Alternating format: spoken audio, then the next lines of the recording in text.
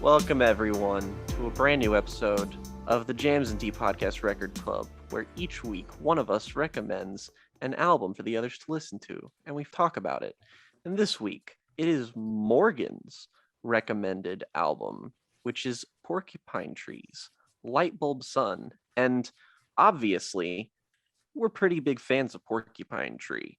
We've covered them before. We've talked about albums like Deadwing. We talked about Hand Cannot Erase from Steven Wilson, the frontman. We've also done an episode on In Absentia.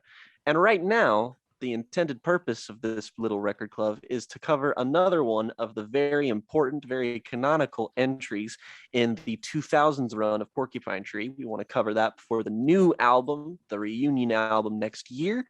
And this is the album that comes before In Absentia. This is their 2000 record. Morgan, why don't you tell us a little bit about Lightbulb Sun?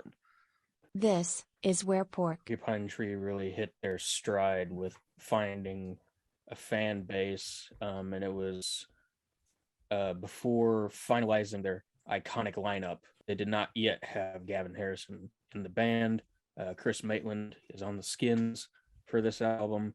So I think it's interesting to discuss from that perspective. And also it's just, it's pretty fucking good. I think it's important at this point in their career. We went sort of where the band was at when we talked about their other records. In Absentia was sort of a real turning point for them, a real pivot in their sound. And Lightbulb Sun here, to me, represents the sort of crossroads in a sense that every facet of their sound, past, present, future, can be traced back to Lightbulb Sun. The psychedelic rock of their early 90s stuff, the artier rock that they were doing on something like Stupid Dream, and the distinctly more angsty, heavier stuff they would do later, it's all found here. Whereas In Absentia is more of a fully committed dive into the edgier, heavier, darker sound that Steven was pursuing. This is a proper nexus point. It's the, a quintessential millennium album in the sense that it feels like this is a watershed moment for the band, both in terms of success too. This was a pretty successful album. This was like the sound that Steven was actually gaining traction from. So that's also pretty damn important. Typically speaking, all of Porcupine Tree's albums, their sort of canon records, are considered to be very, very good by, general audiences. And this is no exception. But if I definitely had to pick, aside from the incident, which is a notable downturn in opinion, at least, of like the 2000s records, Lightbulb Sun is typically seen as being the lesser album of all of those, just because it doesn't have the sort of unified concept of something like In Absentia, Deadwing, or Fear of a Blank Planet. But it also, the heavier prog metal stuff is not really here. So it's, again, interesting crossroads for the band and its sound, but also in public opinion, and that people generally like this album a lot. But I don't think you're going to see it topping out on many people's rankings, unless you're looking at mine, the good one. But yeah, Tyler and August, I know you two have a distinctly different experience with this album than me and Morgan, who both just kind of, when we were going through their discography, we just kind of naturally came across this particular record some years ago. So we've had it in our life for a very, very long time. You two have not. So what is your, I guess, initial impression, or just comparatively speaking, how do you find Lightbulb Sun? Well, I'll say a few things and then I'll kind of save it a bit more for later once August has spoken as well. But I mean, this is not that new of a record for me. Like, I got into Porcupine Tree in 2019 and I heard this then. So I've had this in my life for like 2.5 years.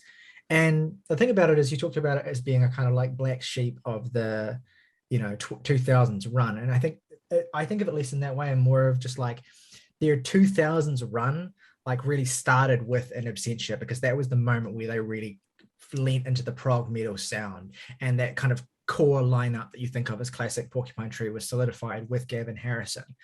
And so Lightbulb Sun for me is less of like the early stages of that and more like the final sort of apotheosis of their earlier era, of their 90s era. Like their 90s era to me builds to this record rather than this record kind of signaling a new era. And that, guys, I think that it is, you know, it's a solid record that stands very strongly with the records that precede it, records like Stupid Dream and Signify. But also what really struck me about this album, like really focusing on it this week for this review, is I think this is the prettiest Porcupine Tree record. I think this is the most kind of like conventionally beautiful the band ever got, which isn't to say that there aren't moments of conventional beauty on their subsequent records, absolutely. But when they fully embrace that metal, prog metal, you know, aesthetic within Absentia, those moments of beauty became kind of, I guess, slightly more pronounced as sort of counterpoints to the heft. And that was really where I think you got Porcupine Tree's, from my perspective, Porcupine Tree's distinct sound fully coalescing with In Absentia in that way, because it's what I love about them is always that mixture of the real heavy and the sublimely pretty. And Lightbulb Sun is much more like within that ethereal realm, with some exceptions like the big kind of not centerpiece, but the big kind of like climactic Russia on Ice is a, you know, doomier, kind of darker sound. I mean, so is Hate Song really as well. But for the most part, this is a record that's much more sort of ethereal and atmospheric and, you know, frequently gorgeous, like songs like The Rest Will Flow, for instance. I mean, some of the prettiest music this band's ever made. And I think it all coalesces beautifully on the title track as well, which is, I mean, I think in a certain sense, like up to this point in the band's career, the title track of this album is the best thing they have produced up to this point. Like it feels like this amazing arrival at this kind of classic song that has so many elements of the stuff that Porcupine Tree had flirted with and like, you know, investigated and done, like the prog era sounds, the real kind of like riffage, the beautiful ethereal singing, the beautiful soloing, like all of these things that you can experience in the earlier 90s Porcupine Tree records are like the best versions of those things are like synthesized into this perfect 5-minute song that is just, you know, everything that I love about this band is in that song. And so in a certain sense, it's like the record kind of hits you with that, and it's so powerful and so effective that it almost overshadows a lot of the album for me, by comparison. But which is not to say there aren't highlights here, and there are, and I'll get into them in a bit, because there's a lot that I love about this record, even if I don't hold it in the esteem of the albums that would immediately follow it. I think it has some of the same shortcomings as the albums that immediately precede it, but I'll get into that a little bit more. August, I'd love to hear from you now on this point. How do you think this album compares to the other stuff you've heard from this band? And, you know, where do you think it sort of sits in the discography, at least as far as you're concerned? I mean, I'm also in a similar position to you, where this isn't exactly new for me either, because I first heard this back in, I want to say early 2020, not 2010. That It's gonna say, whoa. Yeah, early 2020. Damn, OG fan. Yeah, back when, yeah, way back when. But no, I first heard this in early 2020, and I've only really been familiar with Porcupine Tree from here on out. And this has always just managed to be like my least listened to of them, because I think this is an album of two halves. The first half is a lot more kind of poppy, more traditionally rock centric. And the second half is a much more progressive, kind of biting, even predictive of the progressive metal direction the band would take. And I like the second half a lot, but I find the first half mostly unbearable. Jesus. Well, okay. I mean, I wouldn't go that far, but I actually No, kind of- no, I know. Yeah. I will agree get with into you. which. I but- agree with you in the sense that, like, to me, this is a very backloaded album, and I'm thinking about why I feel that way. You know, I did begin to realize that, yeah, it's because the back half of this record has them really starting to lean into the things that I love about their subsequent records a bit more.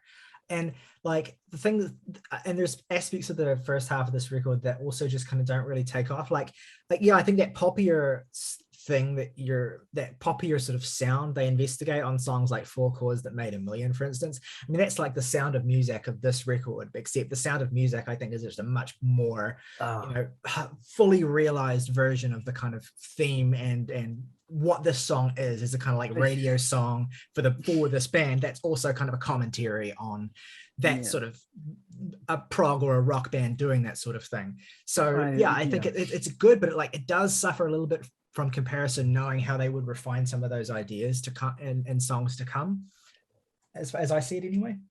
I mean, and it might not help that I think Four Chords That Made a Million is just garbage. I don't like that song much at all, quite honestly. Damn, you're really pulling out you're really going for the throat on this one. Well, I'm glad you are, because it takes the heat off me a little bit. Look, but the counterbalance rebuttal. to this is the second half is great and amazing. Rebuttal. Your mom gay. August, what do you think of that opening track then, that title track? Do you agree with me that that's kind of a great synthesis? That is a great song.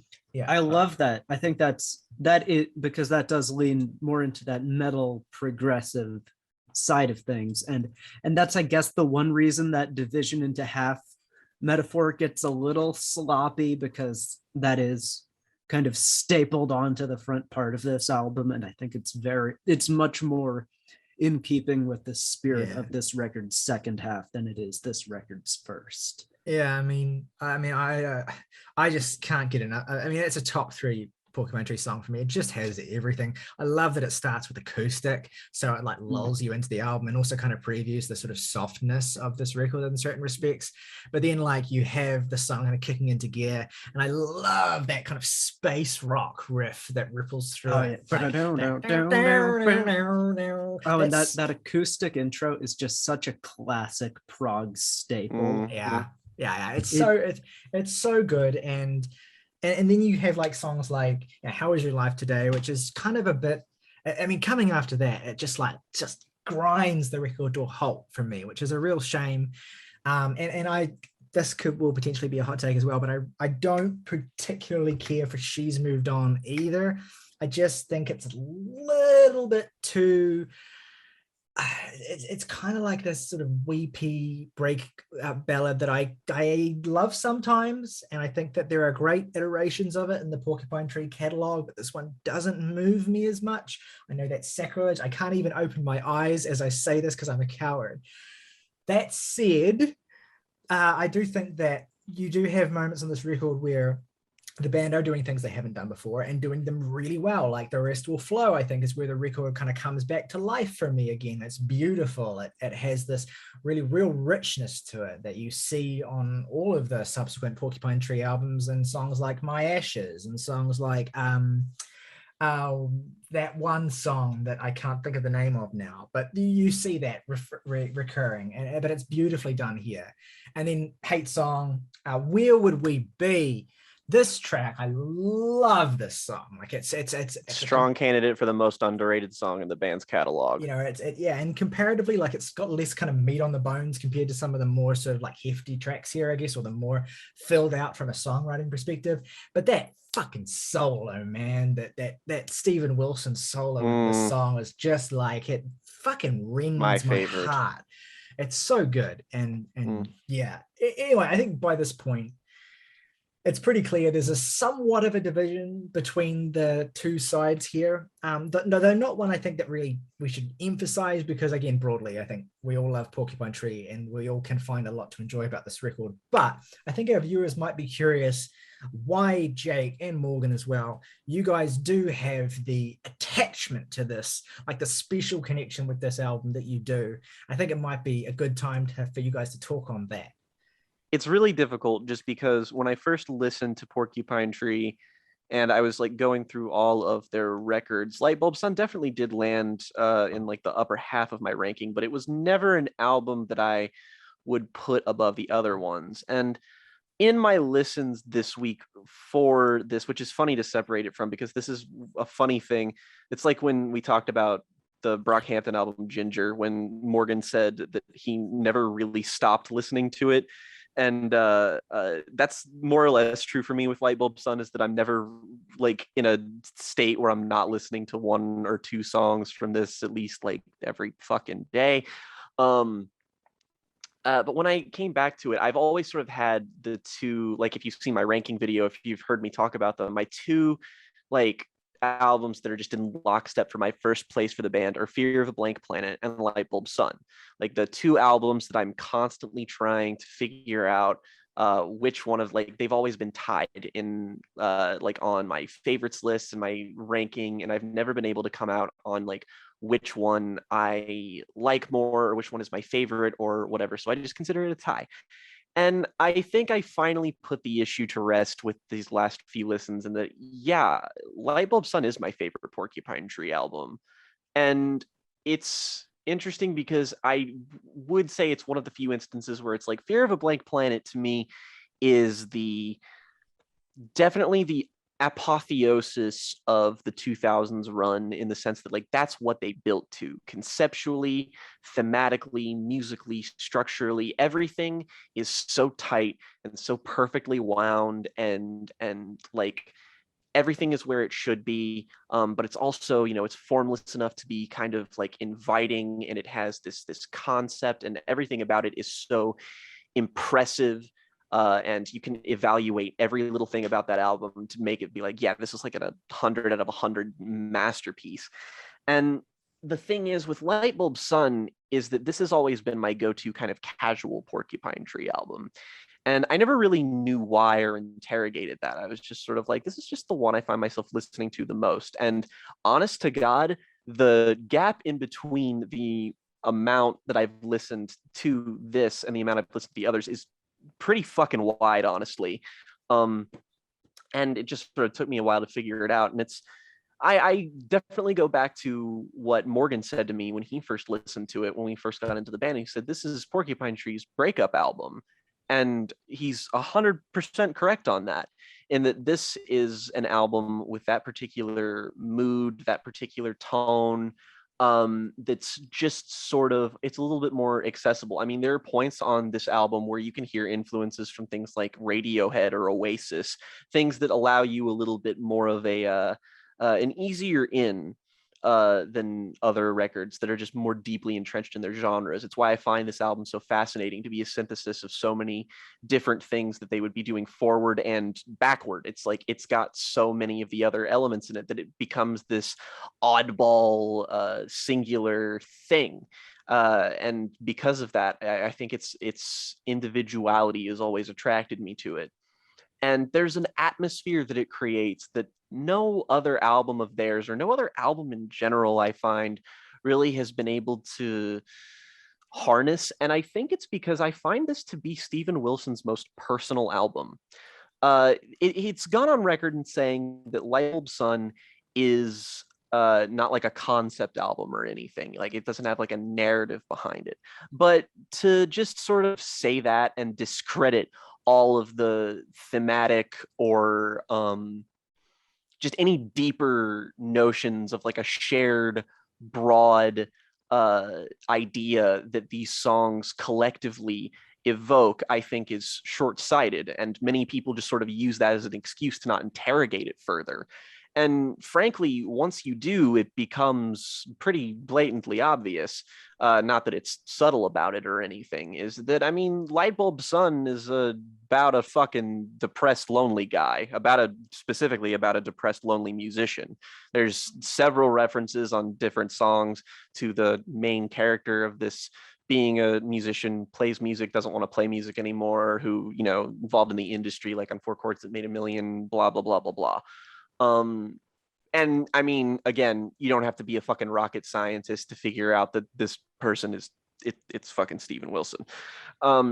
and not that it's like directly analogous to an experience he's had, but the overall moodiness and tone and sort of just that feeling that Porcupine Tree always goes for, this to me feels like it is the most unencumbered by any kind of filter of sorts. And not to say that like that filter makes any other album lesser. It's like with Hand Cannot Erase, it is a very personal, very like touching, emotional story, but there is a distance there in the sense Steven is telling you that story in the sense that it's like it's coming from like another person. There's like a degree of separation. Again, not an inherently bad or lesser thing, just a difference.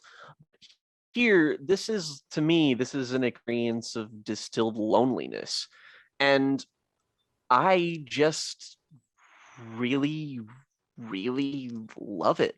There's something on it about here that's very open and honest in the way that no other Porcupine Tree album really is, and that's what makes this very special to me. And it's not just about that. I genuinely find this to be an insanely instrumentally compelling album. It is definitely more elemental than some of the things that are going to come later, not as like technically accomplished, but there's still moments of ambition here that with combined with earlier elements of their sound, I feel like the later entries in the discography can kind of shroud you from recognizing the sheer, like the totality of some of the songs here. I mean, we've talked about, there's something like Russia on Ice, which is this fucking titanic fucking song, 10 minutes long, which starts out with these really like the guitar tones on the start of this song just fucking like it's like they're right off of Pink Floyd's The Wall. Like they sound exactly like it. Wouldn't be surprised if that's the direct point of inspiration, because honestly, The Wall is an album that evokes a lot of the same feeling that this one does. You know, the sort of image of Pink sitting alone in a room from the Pink Floyd movie is definitely sort of something that I feel like is evoked here. And one of the strongest things, I think the most contentious thing about it is that I would say that maybe Lightbulb Sun's biggest advantage for me is its structure, the sequencing, in fact. I do kind of agree that it's sort of split into two halves, and those halves I think are very interesting because I think the first half of it is definitely like, oh, hey, this is the, you know, where we've been, and then the next half of the album is where we will go. And I really like that about it, just because it cleanly divides the two, and like it allows you to sort of acclimate yourself as to what kind of listening experience this is sort of going to be. And the first 5 songs to me, they have a very they have a sort of thematic arc. You sort of have Lightbulb Sun, which kind of sets the tone of everything, the sort of that, you know, that core loneliness. And I love the way that How Is Your Life Today follows that up. It's like, yeah, it's definitely a little bit more sparse, but it's also like, it's such a hypnotic, swirling, vaguely kind of menacing song that's full of detail that just sort of builds the image a little bit better. It just kind of flawlessly spins out and then goes into 4 chords that made a million. And I won't deny, they're like every Porcupine Tree album, there are lyrical moments on here that I feel like definitely come across as like childish even, or just like immature. But again, like with Deadwing, like with In Absentia, like with Fear of a Blank Planet, I think it's all draped through strong thematics and strong storytelling, and that the central core character of this, it's not exactly something like, I never view it as being like a direct analog of like, oh, this is what I'm saying. It's like, no, this is how this person feels. And of course, as you're going to be a depressed person disillusioned with the music industry, and as Steven Wilson was doing in that very moment on Lightbulb Sun, was trying to break through to the mainstream, yeah, he's going to be fucking frustrated with everything. And again, I think the anger in that song is aimed at the right people, but the real appeal of 4 Chords That Made a Million is that it fucking goes. There's so many instrumental licks and details in this song that are so fucking good, and they're really brief too. There'll just be like instruments that are like, there's lots of like new agey instruments on this song, and in this entire album there's like the drumming here for like a little bit is like weirdly tribal for a moment. and like it just sort of accents a lot of these songs to give them a lot of personality without making them feel unwieldy. It makes them have a pure texture, a pure identity that I really, really love. There's a And tone the on, I don't know if it's the guitar or the dun-dun-dun-dun, dun-dun-dun-dun melody in that song. I can't think what's making it, but it just the way that it sounds, I really like that. It sounds really unique, and it has that kind of poppy sheen to it, but it fits them quite well. I'll be brief, but I wanted to add one thing to what you were saying, which is the thing that I guess works about the album, and I just only had this thought now listening to you talk about it, is like the personal element of it, like the fact that Stephen is writing from a really personal place, and he's writing quite directly about himself in a way that he doesn't necessarily do that much on other Porcupine Tree records. That, I think, if you can get on board with that, makes some of the more I guess in your face lyrical aspects of this a little bit kind of easier to accept, because it's kind of like part of the sort of diary entry style approach to songwriting that this album has. So yeah, I guess in that sense, like one of my favorite tracks on this record is the closing track, Feels So Low. And what's like so beautiful about that as a closer is that it's like it's so unguarded, it's so like naked. Stephen is so just like, you know, pleading, like writing directly to this person. It doesn't feel like a song lyrics. It feels like he's writing a letter to someone or writing a message. And that aspect of the record, the unliterary nature of the songwriting, how it just feels like he's talking to you or he's talking to someone he loves. Like, yeah, I hadn't even had that thought until you said it, but that's it. That's one of the appeals of this record that is unique to it. To me, the first 5 songs sort of not only occupy a kind of musical, like a distinctly like separative like musical structure, but the narrative part is it's sort of like draping you in the mindset, not just like in an atmosphere way, but it's like it's showing you all the things that plague the character sort of at the core of this. With like Four Chords Made a Million is showing you that like you can't take solace in the fact that he makes music. She's moved on is like the whole, this relationship. And an interesting moment too is on the song Last Chance to Evacuate Planet Earth Before It's Recycled, where I feel like the sort of low point that they hit at the previous song sort of leads the character onto a spiral that like turns them to sort of seek a refuge in this sort of cult-like behavior or something. And you have that sort of the spoken word of, I think it's Jim Jones audio being played over one of the passages here. And I just fucking love this song. It's so like it's again, it's one of the most plaintively like beautiful, but also showcases the fact that Lightbulb Sun is one of the most instrumentally varied Porcupine Tree albums. Like there's like a little pan flute on this song that just absolutely fucking sends me. It's so simple, but it's so fucking like beautiful, and it's like one of the most like effective psychedelic passages that's like a level up from something you'd find on like Signify, for example.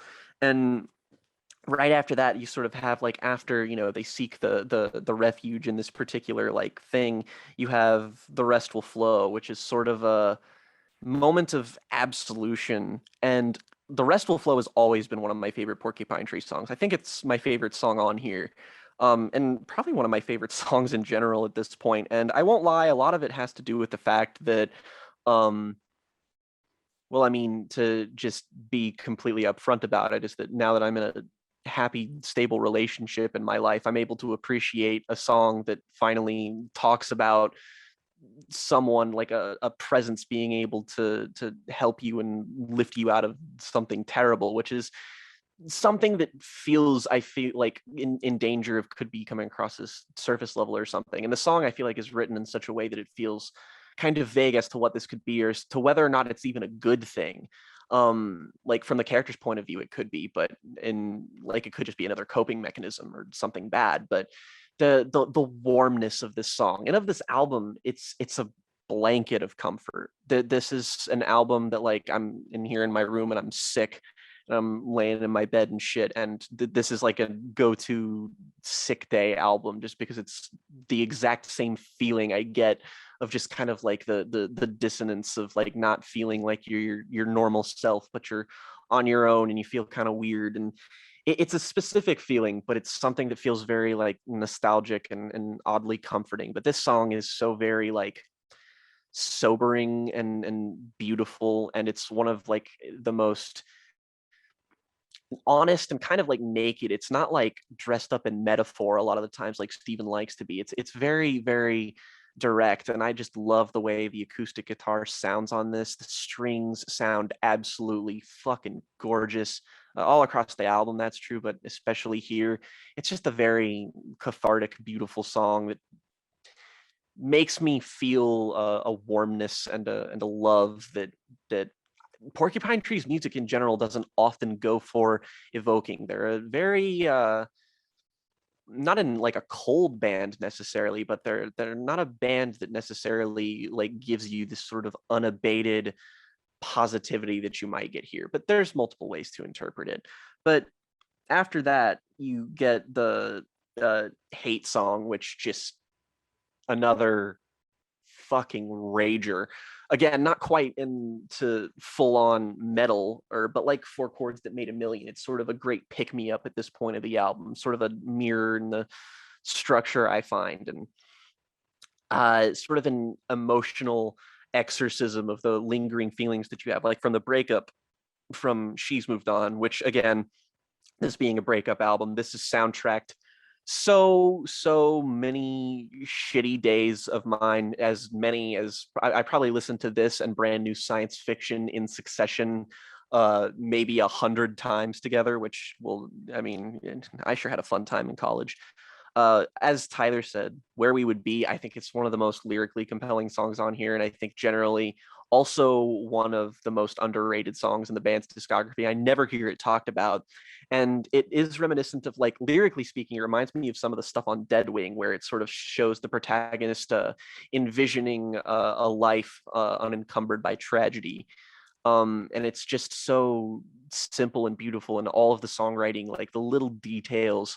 This is, in my opinion, the best written Porcupine Tree album, which I know is a lofty claim to make, but everything about it feels so intentional to this mood, to this character, and evoking this specific feeling. And I feel like none of it, to me anyway, feels clunky. It always has felt of a piece with itself. And Rush on Ice, which used to be my least favorite track on here for whatever fucking reason. I think it was just because it was long and I just didn't know how to get on board with it or whatever. But now it's like easily one of the highlights of the band for me. I love it. I love it so much. It's one of the most like texturally rich songs on the record.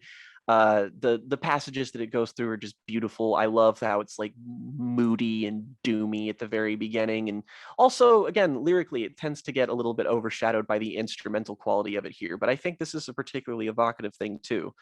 And the closer, Feel So Low, another tie back into Brand New Science Fiction, is that Morgan once directly compared this song to the closer on Science Fiction, Batter Up, saying that it basically served the exact same purpose, except that it was a better song, and that they're both like flawless songs, but that one's the better song. And I agree with him, or at least past Morgan. I don't know if current Morgan still agrees with past Morgan, but I agree. It's a very similar thing, and it's also a little bit more dynamic meaningfully, because Batter Up is a song that's just sort of like, you're acknowledging the hits that you've taken and that you're going to take 1,000 more. Whereas Feel So Low is like, it's the moment that you should get closure, but you don't. Like, you go through all of this, you go through this sort of arc, this movement, this feeling, and then you come out the other side and you're just like, wow, I'm still here. And that sort of like ponderous, reflective nature has always been so like open-ended and interesting to me, to the point whenever I finish the album, I always never know what emotional state it leaves me in. And I really like that. It sort of just, it lets me draw my own conclusions. It's the most inviting if I had to make a dumb comparison, to me, this is Porcupine Trees in rainbows. It's the warmest, most inviting, most human feeling album in their catalog that sort of feels like a nexus point of everything that came before and everything that would come after. Like everything, it's not necessarily you can directly take things from it and see it in other things, but it's like it couldn't be the album that it is without everything that came before it, and everything after it is the way it is because of this album. And to me, it just contains, it's like a highlight reel. It contains everything about the band that I love, and it manages to feel the most personal, not just like of Steven Wilson, but to me emotionally. These songs mean a lot to me, and they're not as like, you know, Deadwing and Fear of a Blank Planet and even The Incident. They have stories to them, and they have like emotions that you experience vicariously, like you're watching a movie or something. But this feels like something that is happening along with you. Like this isn't my favorite Porcupine Tree album because it's a good Porcupine Tree album. This is my favorite one because it's my Porcupine Tree album. All of these songs have their own very special, very important meanings to me, and it's the one I'm probably going to be listening to 1,000 times and more in the future. And I'm very grateful for it giving me comfort in many terrible times, but it's also just something that I find instrumentally and musically unique for this band. Like they're my favorite band for a reason. And it's a dark horse pick, maybe, but it's also something that I think is overlooked just because it doesn't occupy the same exact niche that those other albums tend to. And that's a little unfair, I tend to find. I understand why you would have a reaction to it like Tyler or August would have a reaction to it, but I feel like you could be like me or Morgan and connect with it emotionally in the way that could make this a really important album to you. And it's a shame that this doesn't deserve to be at the end of many people's ranked lists for the band, in my opinion, anyway. Yeah, it definitely wouldn't be, you know, in the lower half of my ranking of their discography. It's a really strong album, I think. And to be clear, I think it's one of the strongest albums they had made up to this point. And yeah, as good as you could hope it to be. Anyway, Morgan, this is a Morgan 10, a Morgan canon classic. Why the fuck is that the case? Well, I'll tell you why the fuck it's the case is because I fucking heard it for the first time when I was 17 or 18, and it, capital R, resonated in a way that's like you kind of expect it to resonate less as time goes on, and it just keeps resonating more. It was definitely a process of growth to get to how much I love this album now. This is my second favorite Porcupine Tree album. And I will say I understand what you mean when it comes with Four Chords That Made a Million. Were it not for the fact that I think the instrumentation on that song is pretty dope, because I do find the lyrics a little... But the rest of the album is just so emotionally evocative in every corner of it. I think she's moved on as like the most despondent, hopeless shit I've ever heard in my life. Yeah. And like it is childish and petty, and it's also glaringly accurate as to how being in that state feels. And motherfucking guitar solo. Oh God, it's so fucking good. Yeah. Morgan, I'm curious what your take is on what Jake said about this being like the most personal album Steven Wilson has made. Like, what do you think of that take, and how do you kind of, I guess, relate it to the album? Yeah, I think it's between this and Hand Cannot Erase. Yep. You know, even though that is a concept album based on a real person, there's still, you know, Wilson couldn't have written that album if he didn't feel all of that exactly. You could say that he felt, because I mean, like, this is the album that confirms that he in fact did relate to her. Yeah, so it's definitely between those two. And what you said, Tyler, about the lyric on Feel So Low, get at this exactly, is because it's just entirely dressed down pretty much throughout all of it. Yeah, like when he's like Christmas 1998, I tried to call, I just couldn't wait. Like that detail, like that's like that some shit happened on Christmas 1998 for Stephen Wilson. He's not being a character here. He's literally just like not even trying to dress it up in poetic writing. It's literally just That's what I'm saying. The songwriting on this is fucking great. It's so great. Shout out 12/23/95 by Jimmy Eat World. Oh yeah, I was fucking thinking about that when I listened to it today. Mother of God, I was thinking. Well, and see, Tyler, that's the same fucking thing. Is that for what Jimmy Eat World's clarity is for you? This is for me. Like I can't. Like this is not an assessment of the album, but when I get right down to it, this is not just like a comfort album for when I feel bad. It's just like this is like a therapeutic album. I can't, like, there is simply something to be said for when the fact that it's just like when I just feel not great, this is the album I've turned on more than maybe any other in my life. And that's like that's not an assessment of its quality or something, but that's still, it's just like, it's this one. It's not the 800 other albums that I love or that mean a whole lot to me. It's this one I go to seek refuge in. Yeah, and it's like this and Him Cannot Erase are like two sides of the same coin, because it's like sometimes you need the big conceptual thing to kind of get lost in and let all your emotions out through that, and sometimes you literally just need like the naked, like confessional type album. That's a great comparison. Yeah, you're totally right. And they both are different avenues that artists can express and explore their pain and their suffering, and they have their own power in their own unique way. And yeah, I resonate to one more than the other. It's a taste thing, of course. You know, people are bound to be that way, but it's easy to see why they would appeal to you in these two distinct ways. Like,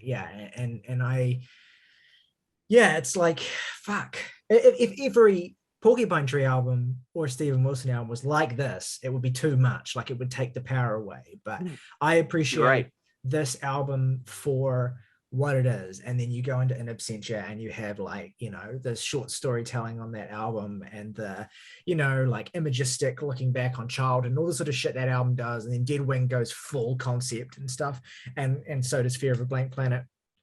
And that's great. And all accentuates the unique place that this record sits in. And yeah, I mean, especially if you think about all the stuff that came before it, like it's such an arrival for Stephen as a kind of like confident, you know, not storyteller, but like a kind of his confidence in really just kind of like expressing himself in an unguarded way is like a real achievement here.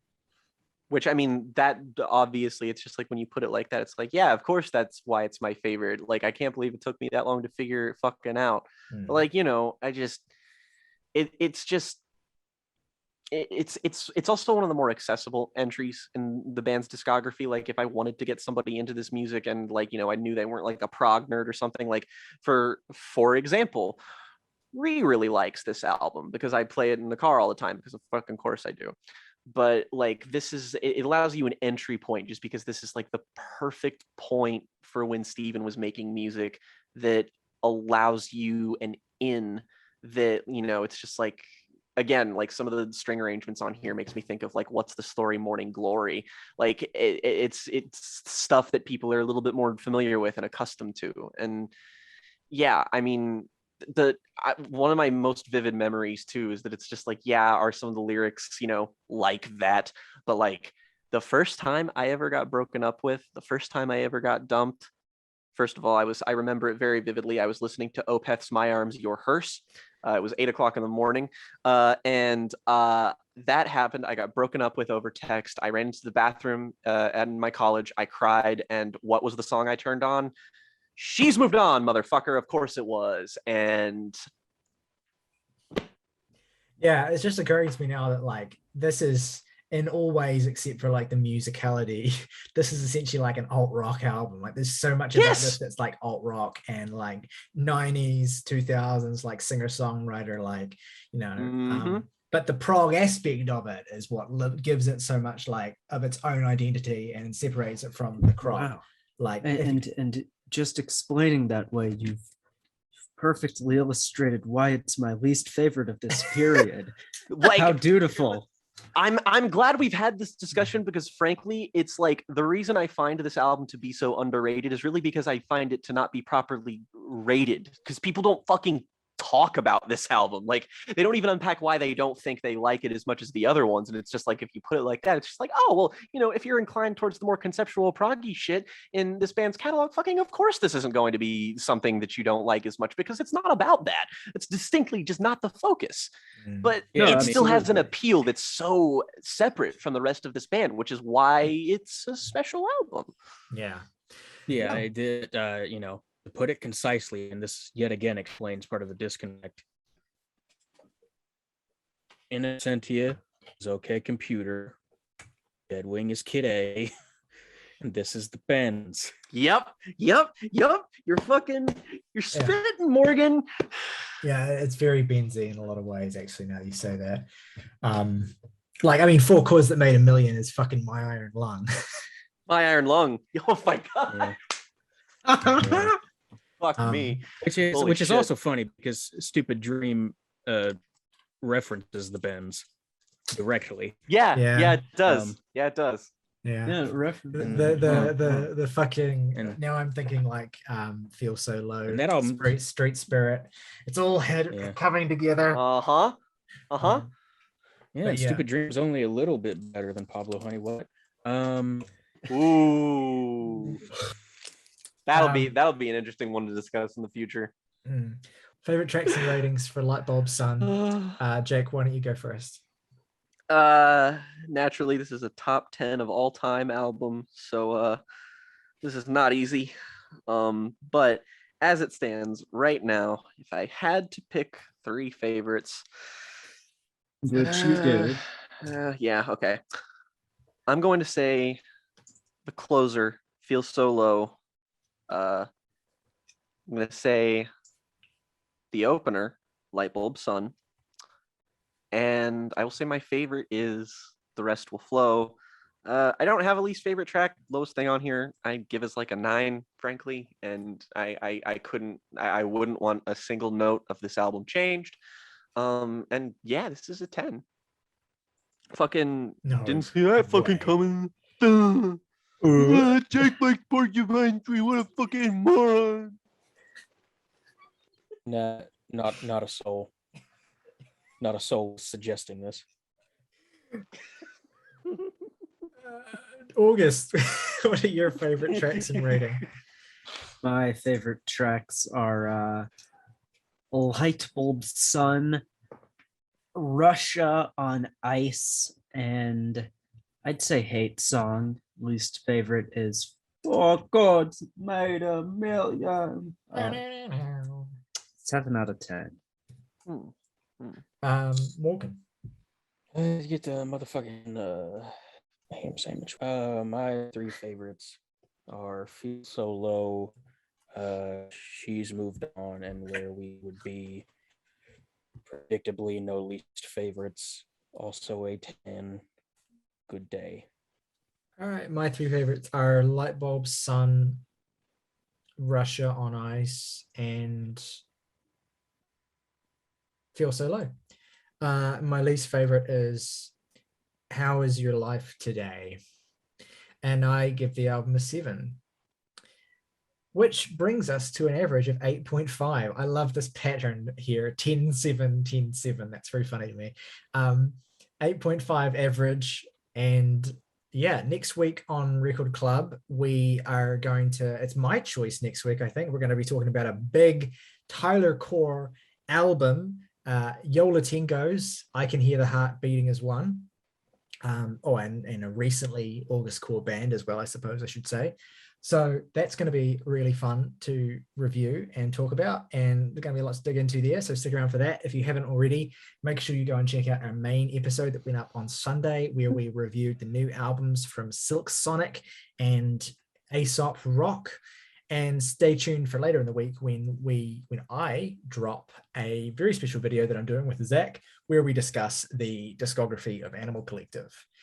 Also worth mentioning is that we are planning on doing the two more recent Porcupine Tree albums that we haven't covered yet, Fear of a Blank Planet and The Incident. We're going to do those at some point next year before the brand new album drops in June. So if you're not already, make sure that you're subscribed so you don't miss out when we do that. We also have plenty of Porcupine Tree content already, as has already been mentioned. I'll make sure there are links in the description to our previous reviews, but also to Jake's video on their discography too, which is excellent and well worth checking out. And also, so yeah, make sure you hit the like button if you haven't already. If you like what we do, if you enjoy our content, consider hitting the join button as well and sparing us $1. It's helps us out a lot and will provide you with certain perks when it comes to commenting on our videos and interacting with us and getting to share your music recommendations and takes with us too. So please do that if you want to. Obviously, you don't have to. But yeah, that's about it for this one. August, why don't you take us home? I've been waiting to do this one all week. Rock over London. Rock on Chicago. Nostalgia Critic. I remember it so you don't have to.